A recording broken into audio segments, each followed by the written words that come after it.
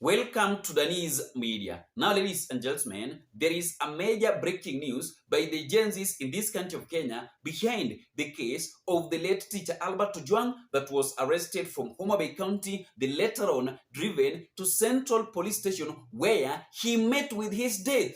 But I myself, I don't support this breaking news by the agencies, and allow me to read for you the poster behind the major breaking news. Tomorrow, stay at home. Tuesday, 28th July 2026. Justice for Albert Ojwanj. We need answers. Arrest DIG Lagat. Justice delayed is justice denied. Oya. So guys, hii ni major breaking news. So unaona on Tuesday kutakuwa na maandamano ingine kali. Si unaona hapa? Ndio watu wanasema hii ya Albert Ojwanj. So guys, stay updated na follow for Kenyans. Do you think that going to the street is going to make Albert Ojwanj to have justice, can make the family of Albert Ojwanj to have justice behind their beloved son that was killed under the government of William Ruto? I don't support it. But on the other hand, we need to blame the father of Albert Ojwanj. He also betrayed the Gen Zs by accepting the offer under the government of William Ruto. The only justice that Ruto did was 2 million. Apart from that 2 million, there was nothing. And that 2 million was donated to wipe the tears of the family. There was nothing like justice behind the death of the late teacher Albert Ojwanj. That 2 million that Ruto donated to the family was to wipe their tears. The father of Albert Ojwanj also did mistake on another hand. He betrayed the Gen Zs by speaking like this. Shukuru Rais kwa kuchukua kijana wangu Albert Omondi kama kijana wake na kuhisi kuona kitu, sababu wengi wameaga dunia jana, hata juzi, hata wiki jana, lakini alichagua kuchukua mzigo huo kama wake ili akaweze kusema pole kupitia kwa simu yangu. Mimi namshukuru kwa ajili ya hiyo. Thank you. Alifanya makosa. I'm not blaming him too much also. He's a parent. He knew the reason why he made that decision, but on the other hand, he did a big mistake. Wakenya walijitokeza kutafuta justice. Did you know Albert Ojwanj was a criminal? He deserved minimal or no mercy at all. By the way, why did they go for him with a Subaru? A chopper could have been faster. He was a gangster who put our country in danger, bana. A national disaster could have occurred if they didn't act faster to neutralize the bastard. By the way, did you know Albert Ojwanj was the reason SHA was not working? Now it will. Albert Ojwanj was the reason free education was abolished. Now it will come back. Imagine Albert Ojwanj was the reason corruption was rampant in our ministries and counties. Now that he is gone, things will get better. Albert was the one giving orders to the police to take lives of innocent Kenyans. Imagine that. Thank God he's gone. Common mwananchi is safe now. Come on, Kenyans. Wacha kukasirika bure. Let us rejoice because Albert is gone. We can now breathe bana. The country can develop and our economy will get better. Halafu I really hope walimfinya vizuri kabla kufe. Ndio vijana wengine wajifunze. And you baba and mama Albert, stop with those crocodile tears. We know you raised a criminal. You deserve all the pain you're going through. In fact, go back. Go back to that filthy Kokoth village, Homa Bay County, and wait for your days to join your son. You don't matter and you never ever will. You're useless and you don't deserve any justice. Not in this country. Sasa mnajifanya nye mnataka justice. Hakuna lawyer atawasaidia.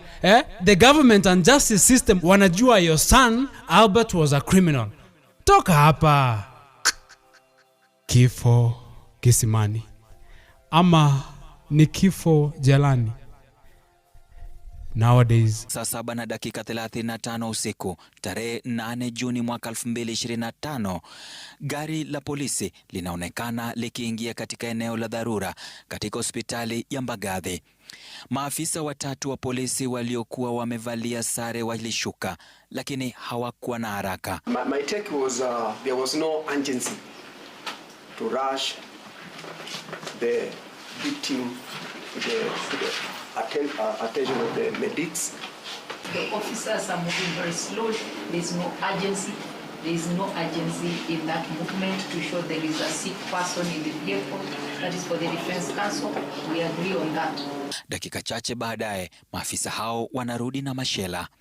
Now the body has been removed. It has been placed on the stretcher. Why saying body? We have no pathologist report at that time. You will have to tell the court why you conclude it is. Can I see the head, please?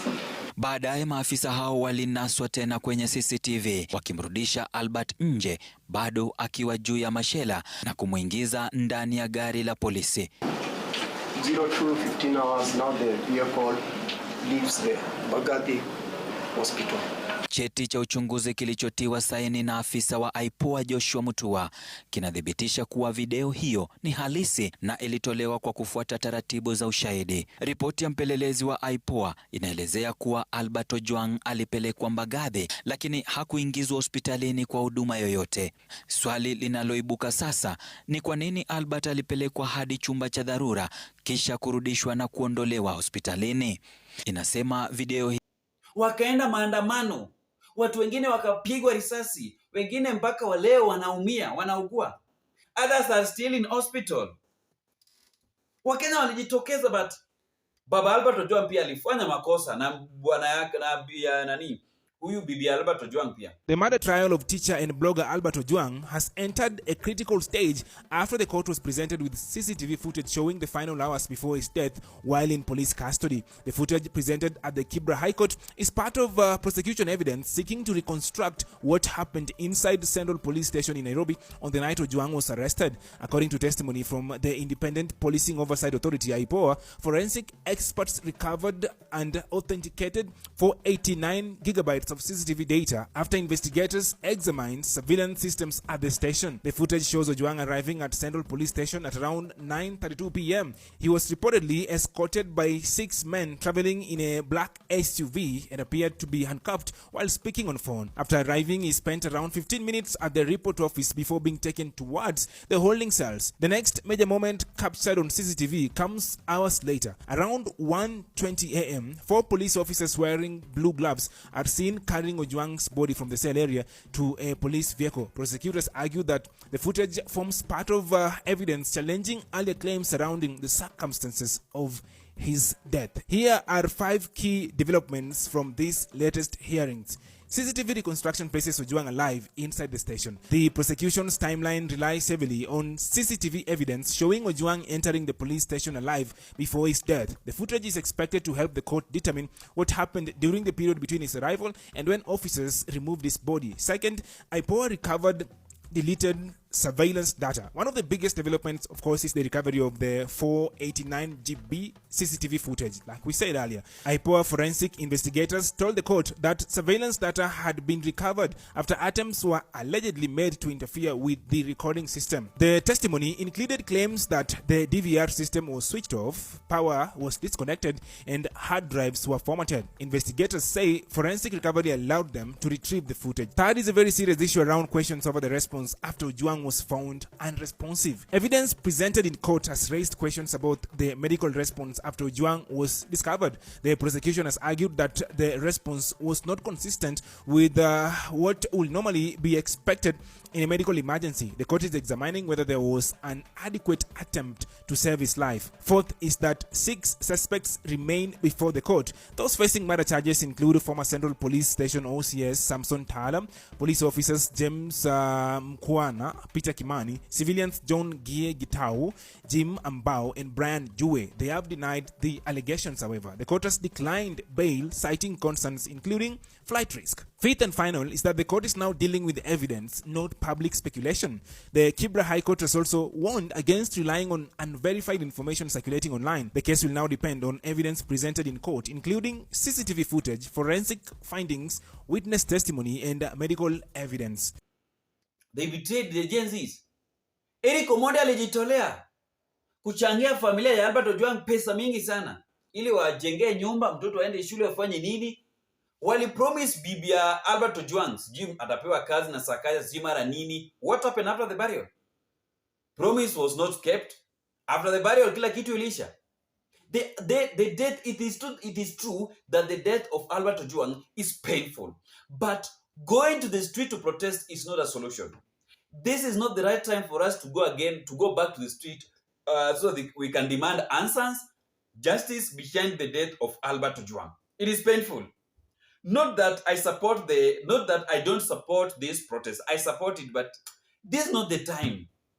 I also feel that pain of Albert Ojwang being killed. A Luo person. Lakini our leaders within the Nyanza region are not talking about this issue. The IPOA tried their best and recover the deleted CCTV footage. It is on the public domain.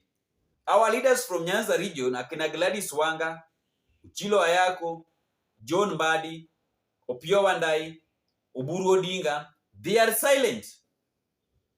Our leaders are not even speaking beyond this CCTV footage of Albert Ojwang on how our tribe was killed. Hawaongei, mambo ni 10 bila break. Ruto 5, sijui mara nini. They are not talking about the death of Albert Ojwang. Tuko kwa serikali. These are some of the things that are making me to be hungry. Whenever I hear some leaders within the Nyanza region talking about 2-term 10 bila break, Baba left us in the broad-based government. If Baba left you there to fight for us, to speak on our behalf. Baba left you there to make things softer for Kenyans. Hamkupeleka pale mujivinjari. I don't support the death. I don't support the Gen Zs to waende kwa street to tena wafanye maandamano. It is not good. Because the more, the problem with this, the problem is that the more we are going to protest, the more we are reducing. How many of us were killed in 2024? How many were killed in 2025? How many have been killed in 2026? During the fuel protest? During the Ebola protest, some people were killed. During the by-election, some people were killed. How many? Even anything that can cause chaos, harm, anarchy, tuachane nayo kabisa. Let us just pray that one day, one time, justice itajitokeza tu. Justice delayed is justice served, but mambo ya kwenda kufanya maandamano nayo tuachane nayo. Wapenzi watazamaji, Wakenya tafadhali, na waomba tuache kufanya maandamano. Mnaweza enda huko kesho mpigwe tena bure, wengine wauliwe, wengine ili mwanze kupea familia yenu tena stress. Like right now, what happened during the by-election? Kuna wenye walikuwa abducted during the Sabasaba protest. Wengine walikuwa abducted, jini nilifanyika. Many things happened. Their parents are crying in court because their sons and daughters are still missing up to now that were kidnapped by the state machineries. So those are some of the things that are making me to be angry when I see our leaders from Luo Nyanza talking about broad-based government, total. Kasipul member of parliament Sir Charles Ongundowere was killed because of the political differences. Albert Ojwang was also killed. Kenyans, let us be very, very, very careful. Let us be very careful, especially youth. Tunatumika sana. Tuachane na hizi mambo ya kuenda maandamano. Tuache kabisa. It is not going to help us anymore. Let us meet in the next video that is going to be uploaded shortly within no time. Remember to subscribe, comment, share the video, like, and don't forget to turn on notification bell for more updates daily. Bye-bye.